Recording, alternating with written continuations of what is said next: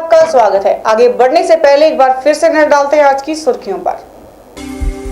Headlines के प्रायोजक हैं रतन सिंह सराफ एंड सन्स, जहां 1928 से कायम है संपूर्ण गुणवत्ता। रिफ्रेश, एक ऐसा एहसास जो कर दे आपको refresh. Chawla square, hot and favourite of Ludhiana. और एसीसी गोल्ड, सपनों का घर रखे सुरक्षित।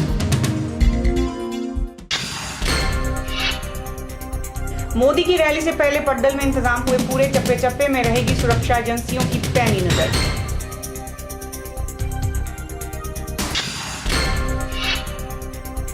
मोदी के बाद 1 तारीख को सोलन में राहुल गांधी की रैली। प्रदेश कांग्रेस महासचिव हरभजन बज्जी ने की तैयारियों की समीक्षा।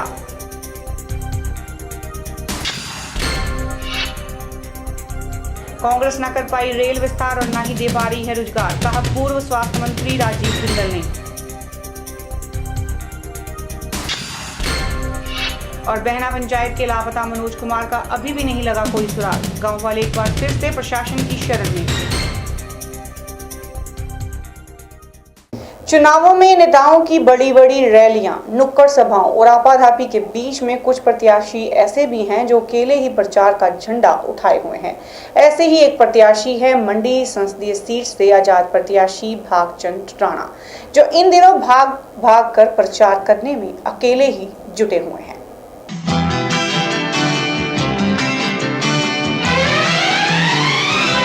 अकेले हैं तो क्या गम है, चाहे तो हमारे बस में क्या नहीं, बस एक जरा साथ हो तेरा। जी, तो फिल्म कयामत से कयामत तक के इस गाने में आमिर खान यह बात जूही चावला यानी अपनी हीरोइन से कह रहे हैं कि चाहे तो उनके बस में क्या नहीं, बस एक साथ ही तो चाहिए हीरोइन का। कुछ ऐसे ही आरजू आजाद प्रत्याशी भागचंद राणा लिए हुए प्रचार कर रहे होंगे। अकेले हैं तो क्या गम है, पर यहाँ उन्हें साथ हीरोइन का नहीं बल्कि जनता का चाहिए। इस साथ को पाने के लिए अपने नाम की ही तरह यह आजकल मंडी संसदीय क्षेत्र में भाग भाग कर अपने सिर्फ इक्का दुक्का समर्थकों के साथ चुनाव प्रचार अभियान की कमान संभाले हुए है। सड़कों पर भागचंद राणा जिसे भी देखते हैं उससे अपने पक्ष में वोट करने की अपील कर देते हैं। इस भागम भाग के बीच सवाल उठता है कि भागचंद अपनी जीत के लिए आखिर कितने कॉन्फिडेंट हैं। देखो जी, मैं तो पूर्ण बहुमत से जीतूंगा, ये क्लियर है। पूर्ण बहुमत। आज गांव बदल रहा है, शहर बदल रहा है। मैं तो पूर्ण बहुमत से जीतूंगा और जीत के दिल्ली में अपने लोगों की पूर्ण सभी बातों पे जो मैंने अपील लोगों से की है उन मुद्दों पर बात करूंगा। मैं आम आदमी पार्टी की तरह ऐसा लीडर नहीं हूं कि अरविंद केजरीवाल की तरह नहीं हूं कि मैं झूठ बोलता हूं।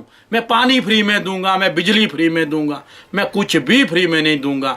जो दूंगा वो सत्य के साथ दूंगा और सत्य हमेशा असत्य की जीत होती है। आज देश में नशा, शराब और ऐसे कई तंत्र नशे के बेचे जा रहे हैं और इन सरकारों को भी पता है कि एक शराब की मूल्य क्या है और रेवेन्यू कमाने के लिए क्या किया जा रहा है, शराब को बेचा जा रहा है रेवेन्यू कमाने के लिए। क्या तुम्हारे पास यही तंत्र है रेवेन्यू कमाने का? मैं तो निकम्मा समझता हूं इनको। रेवेन्यू कमाने के और भी तंत्र है। क्यों लाखों घरों को बर्बाद करने पे तुले हो? क्यों हमारी माँ बहनों के स्वाग को उजाड़ने पे तुले हो? नशा ही बेचना तो खुलेआम बेचो, हर कुछ बेचो। ये भी संसद में उठाओ बोना। तुम्हारे पास और तो कोई शब्द है नहीं, इसको भी उठाओ संसद में बोना कि नशा बेचो। नशा बेचना, नशा मुक्त होना चाहिए। क्या होना चाहिए? नशा मुक्त। जी, तो अपने बयानों में भागचंद राणा अरविंद केजरीवाल से लेकर शराब और ना जाने क्या क्या मुद्दों पर जनता का ध्यान खींचने का पूरा प्रयास किए हुए हैं। बहरहाल उनके इस आत्मविश्वास पर जनता क्या करती है यह तो कोई नहीं जानता, पर इतना जरूर है कि लोकतंत्र के सबसे बड़े पर्व में इस बार लोगों को अनेक रंग देखने को मिल रहे हैं। कैमरा पर्सन लोकेश के साथ ब्यूरो रिपोर्ट, के न्यूज, मंडी। अकेले हैं तो क्या गम है।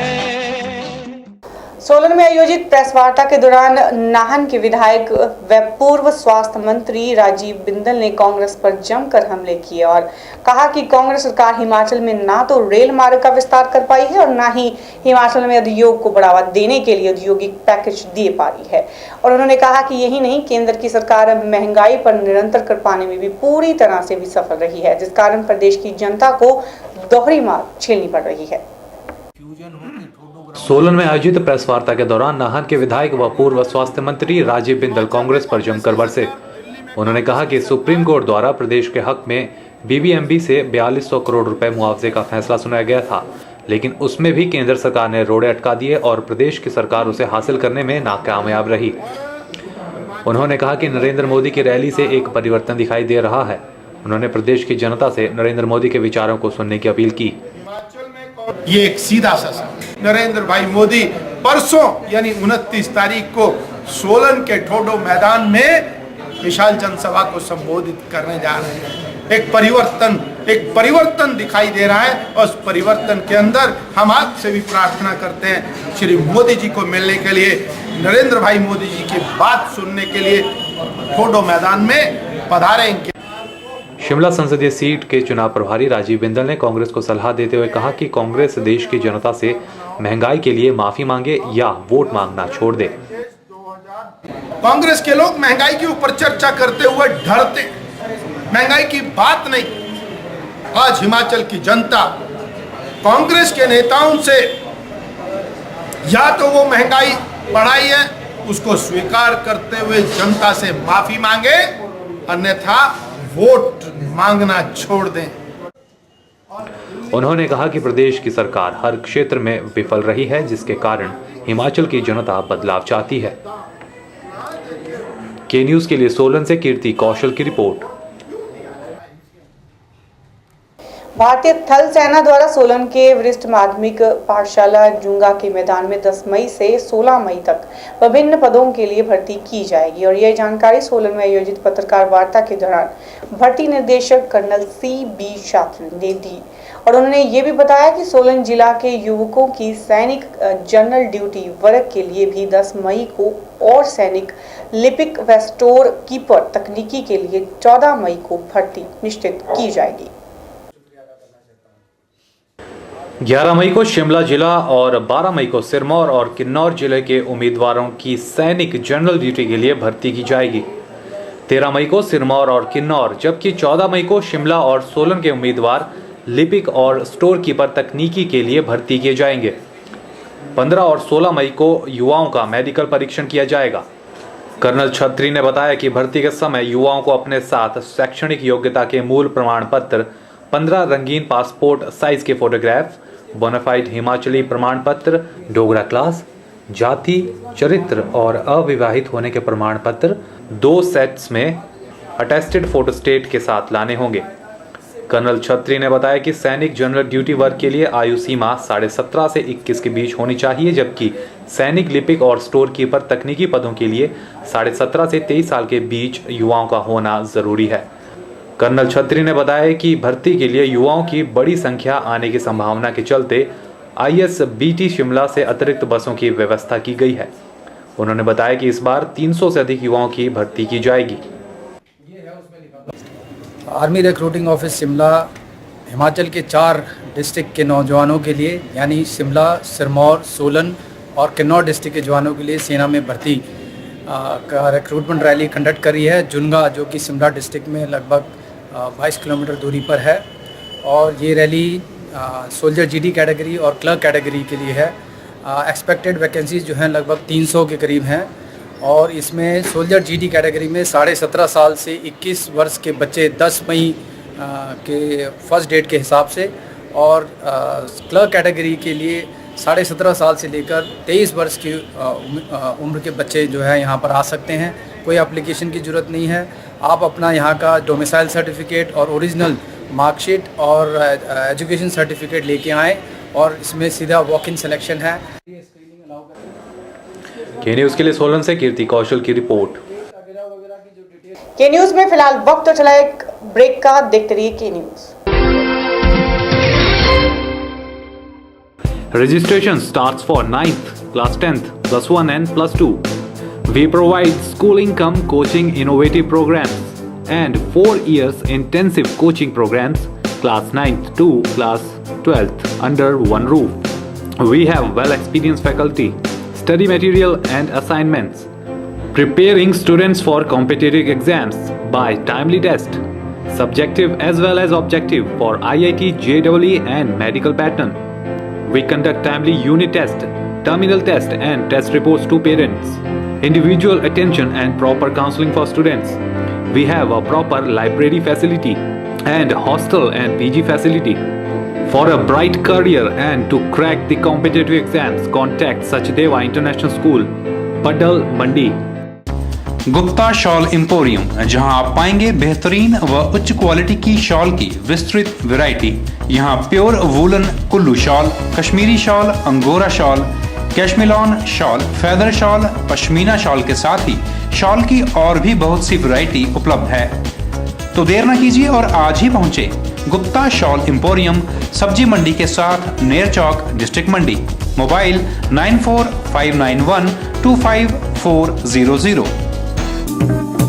अब चला गया लकड़ी के दरवाजे और खिड़कियों का रिवाज, जब उपलब्ध हैं एल्युमिनियम फैब्रिकेशन से जुड़े experts MS Singh aluminium and stainless steel fabrication, जो आधुनिक तकनीकों का इस्तेमाल कर बनाते हैं aluminium doors, window, office chamber, steel railing, बॉल्स्टर railing, grill व गेट आदि। साथ ही यहाँ उपलब्ध हैं ग्राइंडर मशीन, ड्रिल मशीन और आधुनिक स्टील और एल्युमिनियम कटर।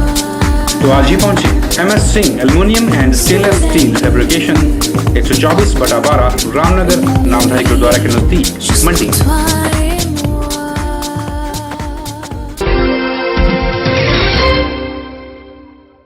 बाबा साहेब भीमराव अंबेडकर की जयंती के मौके पर नवज्योति कला मंच ने एक नाटक और भाषण प्रतियोगिता का आयोजन किया। किसी कारणवश वह 14 अप्रैल के दिन यह आयोजन और नाट्य मंच नहीं हो सका था। नवज्योति कला मंच के कलाकारों ने जाति प्रथा जैसी कृतियों को इस नाटक के माध्यम से बेखूबी प्रस्तुत किया।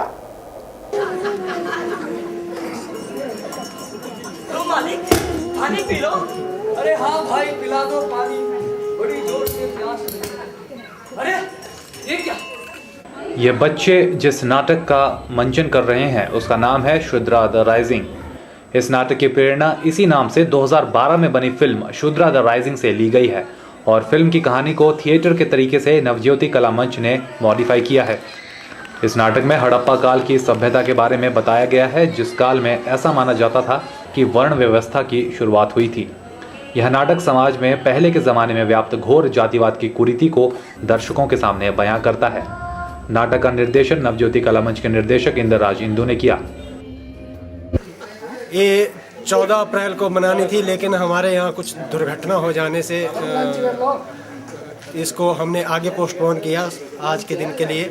तो आज हमने जो इस प्रोग्राम के लिए 3 सेशन रखे हुए थे। एक मॉर्निंग सेशन जिसमें हमने भाषण प्रतियोगिता और चित्रकला प्रतियोगिता करवाई, और बीच बीच में जो छोटे बच्चे रहते हैं आंगनबाड़ी के या उनसे कविता पाठ किया उन्होंने। उसके बाद दोपहर का हमने लंच रखा हुआ था गुरु रविदास पंचायत कमेटी की तरफ से, और वो 2 बजे से 6 बजे तक लंच चला रहा हमारा। फिर उसके बाद 7 बजे से लेके अभी 10 बजे तक हमने सांस्कृतिक प्रोग्राम किए, जिसमें मुख्यतः 2 नाटक जिसकी हम लगभग 1.5 महीने से रिहर्सल कर रहे थे। एक बच्चों का नाटक लट्टू की रामायण और दूसरा शूद्रा द राइजिंग। शूद्रा द राइजिंग नामक इस नाटक का मंचन गुरु रविदास प्रांगण में किया गया। इस नाट्य मंचन से पहले सुबह ही प्रतियोगिताएं, पेंटिंग प्रतियोगिता का दौर जारी रहा। इस नाटक का निर्देशन नवज्योति कला मंच के निर्देशक इंद्रराज इंदु ने किया। उन्होंने बताया कि इस काम में उन्हें कई संस्थाओं का साथ मिला है।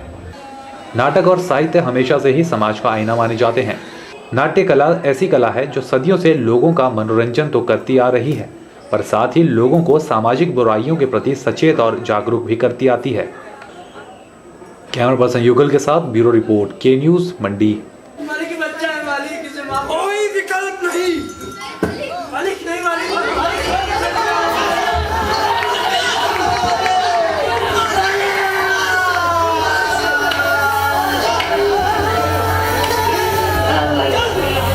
बल्ली इलाके की बहना पंचायत के रहने वाले मनोज कुमार 26 मार्च के दिन से लापता हो गए थे और उनकी गाड़ी पुलिस को हाल ही में शिमला में खड़ी हुई मिली। इस मामले को लेकर बहना पंचायत के लोग 11 अप्रैल को एसपी मंडी से मिलने भी पहुंचे थे। आज एक बार फिर से बहना पंचायत के लोग प्रशासन के पास मनोज कुमार की गुमशुदगी और चल रही धीमी जांच की शिकायत को लेकर पहुंचे। बहना पंचायत से संबंध रखने वाले मनोज कुमार की गुमशुदगी का मामला एक बार फिर प्रशासन के पास ज्ञापन के रूप में पहुंचा। गांव वालों के प्रतिनिधिमंडल के साथ आए किसान सभा भल इकाई के प्रधान परशुराम ने बताया कि 26 मार्च से लापता हुए मनोज कुमार की गुमशुदगी की एफआईआर 4 अप्रैल के दिन लिखवाई गई थी। गांव वालों का मानना है कि उसी के परिवार का हाथ मनोज की गुमशुदगी के पीछे हो सकता है। परशुराम ने कहा कि पुलिस जांच तो कर रही है पर लोगों में विश्वास नहीं जग पा रहा है। लोगों का पुलिस की तफ्तीश के तरीके पर विश्वास बना रहे, इसके लिए पुलिस को जांच और तेज करनी चाहिए। उन्होंने कहा कि अगर लोग पुलिस जांच से संतुष्ट नहीं होते तो वे आने वाली 20 मई के बाद संघर्ष का रास्ता अख्तियार करेंगे। ये मनोज कुमार 26 मार्च से गुम है और एफआईआर लिखाने के बावजूद भी आज तक उसका कोई पता नहीं लगा है। हमने 11 अप्रैल को एसपी महोदय को एक इससे बड़े प्रतिनिधिमंडल के साथ मिले थे और उनसे मांग करी थी कि आपकी जो तफ्तीश है, जो जांच कर रहे हैं आप, वो इस ढंग से हो कि हमें नज़र आए कि आप कोई जांच कर रहे हैं, परंतु उसमें कोई भी हमें ऐसा नज़र नहीं आ रहा है कि वो जांच जो है आगे बढ़ रही है। आज महीना हो चुका है और महीने बाद भी अभी भी कोई क्लू उसका नहीं मिला है। केवल उसकी गाड़ी मिली है, शिमला में है और वो लॉक्ड है, ये हमें बताया गया था एसपी महोदय द्वारा, मगर उसके बाद मनोज कुमार का आता पता आज तक कोई नहीं लगा है। हमने आज इस ज्ञापन के माध्यम से मांग करी है कि प्रशासन से मांगे है कि पुलिस का जो काम है उसको थोड़ा तेज़ किया जाए ताकि मनोज कुमार का जल्दी पता लगे, अन्यथा हमें मजबूर होकर के 20 मई के बाद कोई संघर्ष का रास्ता जो है अख्तियार करना पड़ेगा। उसकी पूरी जिम्मेदारी जो है वो पुलिस की होगी और प्रशासन की होगी। अब हमारे पास और कोई चारा नहीं है कि अगर हमें कोई ये नहीं दिख रहा है कि वो कर क्या रही है पुलिस, तो इसलिए आज हमने ये ज्ञापन जो है सौंपा है। वहीं मनोज की बहनों ने बताया कि उन्हें काफ़ी दिनों बाद यह पता चला कि मनोज अपने घर से गायब है। इन्होंने इसकी रिपोर्ट पुलिस में दर्ज करवाई। बहनों का कहना है कि पुलिस अपनी जांच में रफ्तार लाए और उन्हें बताए कि उनका भाई जिंदा भी है या नहीं। और इतने दिन हो गए, 1 महीना 2 महीने, दूसरा महीना लग गया है पर कोई भी पता नहीं लग रहा है। गुम में हो रहा है। हमको डाउट पड़ रहा है कि सारे गांव वाले बोलते हैं कि सारे सब रिश्तेदार बोलते हैं कि वो मार दिया है। बाकी और क्यों नहीं पुलिस वाले छानबीन कर रहे हैं। हम उस डीसी के पास गए थे, वहाँ उनसे रिक्वेस्ट की कि हमारा पता लगना चाहिए, हमारे भाई का पता लगना चाहिए। भाई कहाँ है, कहाँ नहीं है, मर गया है या उसकी छानबीन अच्छे ढंग से किया जाए। वो जिंदा मिले या मरा हुआ मिले, कैसा मिले पर मिलना चाहिए भाई, सबूत चाहिए हमारे को, मिलना चाहिए भाई, जिंदा मिले या मरा मिले। भल इलाके में एक शख्स के रातों रात गायब हो जाने और फिर उसके लापता होने की घटना ने इलाके के बाशिंदों को सकते में डाल दिया था। अब कई लोग इस घटना के पीछे लापता मनोज के ससुराल वालों का हाथ बता रहे हैं। बहरहाल सच्चाई यह है कि मनोज कुमार 26 मार्च से लापता है और पुलिस को अब तक की जांच में मिली है तो सिर्फ मनोज की शिमला में लावारिस हालत में पड़ी गाड़ी। देखना होगा पुलिस मामले को सुलझाने में कितना वक्त लगाती है। कैमरा पर्सन युगल के साथ ब्यूरो रिपोर्ट के न्यूज़। के न्यूज़ में खबरों का सिलसिला ऐसी जारी रहेगा, बने रहिए हमारे साथ।